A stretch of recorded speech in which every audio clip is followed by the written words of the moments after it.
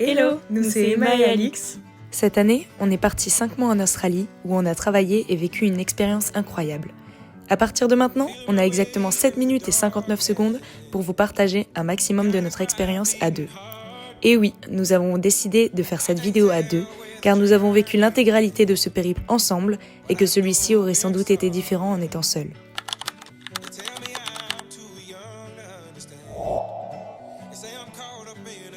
Reprenons dès le début, car nous ne sommes pas partis du jour au lendemain en Australie. C'est 6 mois avant notre départ que nous avons commencé les démarches concernant notre voyage. Demande de permis international, vérification de la validité des passeports, achat des billets d'avion, obtention d'un visa australien et d'une assurance en cas de problème à l'étranger. La dernière étape fut d'aller acheter nos meilleurs sacs à dos chez Decathlon et de concocter les plus pratiques des backpacks.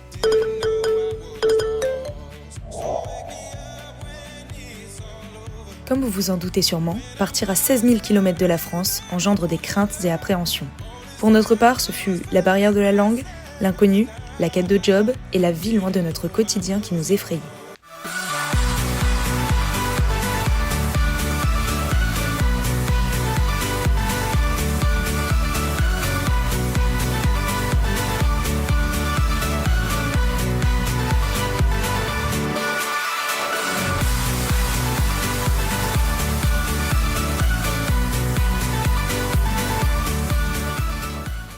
Deux jours après avoir atterri à Sydney, nous prenons la direction de la ville où nous allons commencer notre aventure, Surfer Paradise.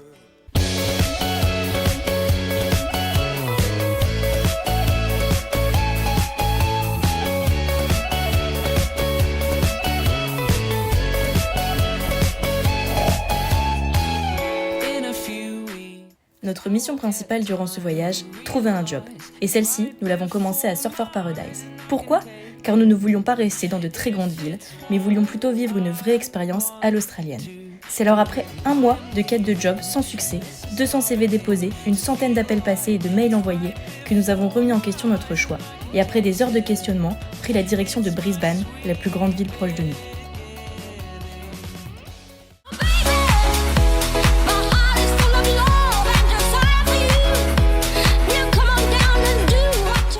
Et il s'avère que ce changement de direction fut un succès, car c'est avec une grande détermination et de l'entrain que nous avons chacune réussi à trouver un job en 1 semaine. En prenant du recul, c'était sûrement tous les noms de Surfer Paradise qui nous avaient entraînés et appris à trouver la meilleure manière de nous vendre. L'offre étant faible et la demande forte, nous ne devions pas simplement postuler, mais plutôt essayer de convaincre les managers qu'ils devaient nous choisir et non quelqu'un d'autre. Emma fut la première à trouver un job au Bistrot Valérie. Elle y avait pour mission principale d'accueillir les clients, de prendre leurs commandes, de faire leur café, crêpes ou galettes, mais aussi de travailler en cuisine. Mais après 7 semaines de travail là-bas, elle décida de quitter ce job suite aux conditions de travail qui se dégradaient. Elle trouva un job 2 jours plus tard dans un restaurant italien en tant que serveuse et runneuse. Quant à Alix, elle se tourna vers sa plus grande passion, le bricolage. Si vous avez besoin de vocabulaire de la boîte à outils en anglais, elle sait tout dire, de la meuleuse au tournevis, en passant par la grignoteuse. Ses missions principales consistaient à s'occuper de la maintenance, de tout ce qui pouvait être en contact avec l'aspiration de l'air, sa filtration et son acheminement dans les espaces en hôpitaux, universités et buildings. Elle travaillait soit de jour, soit de nuit. Ça fait quoi de vivre 5 mois à l'étranger ? Qu'est-ce qu'on a découvert ? Qu'est-ce qu'on a vécu ? Et qu'est-ce qui nous a changé ? Premièrement, notre cadre de vie.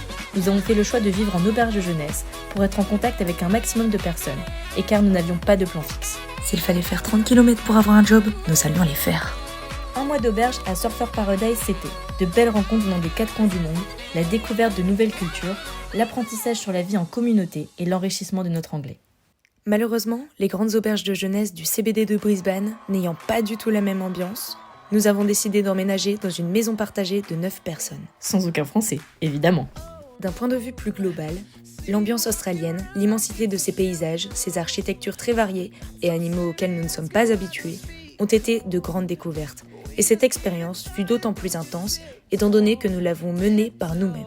Après avoir découvert non seulement la mentalité australienne, mais également celle de nombreuses nationalités par le biais de nos rencontres, nous avons remarqué que les règles de vie auxquelles nous sommes habitués depuis toujours en France ne sont en réalité pas une norme. C'est également en rencontrant des personnes venant d'horizons différents que nous avons découvert qu'il existait une multitude de façons de vivre sa vie sans forcément le faire comme nous l'entendons. Faisons un bilan rapide de ce que ces 5 mois à l'étranger nous ont appris, tout en commençant à découvrir les images de notre beau road trip. Côté professionnel, dans un premier temps, il faut savoir se vendre, car se démarquer par sa motivation ne peut être que bénéfique.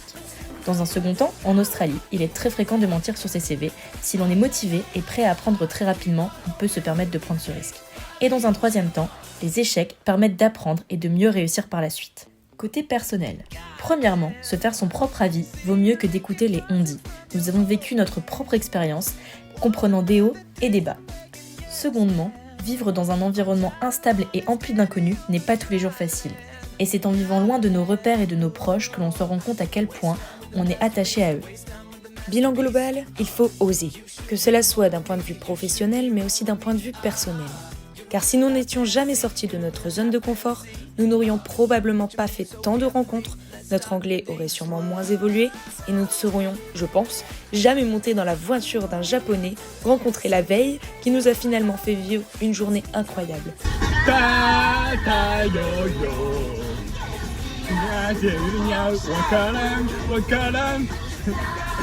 Entre forêts, points de vue spectaculaires, serpents et chutes d'eau. À présent, comme une image parle mieux que 1000 mots, laissez-vous imprégner par notre aventure finale de 20 jours, avec notre fameuse acolyte Octooz, à parcourir les routes de la côte est australienne en van.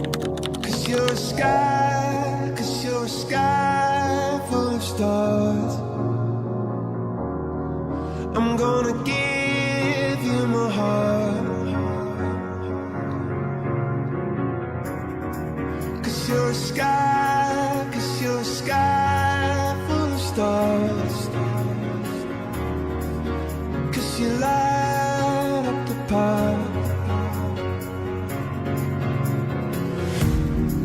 I don't care, go on and tear me apart. I don't care if you do.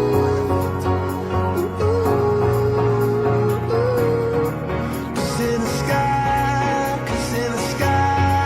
full of stars, I think I saw you.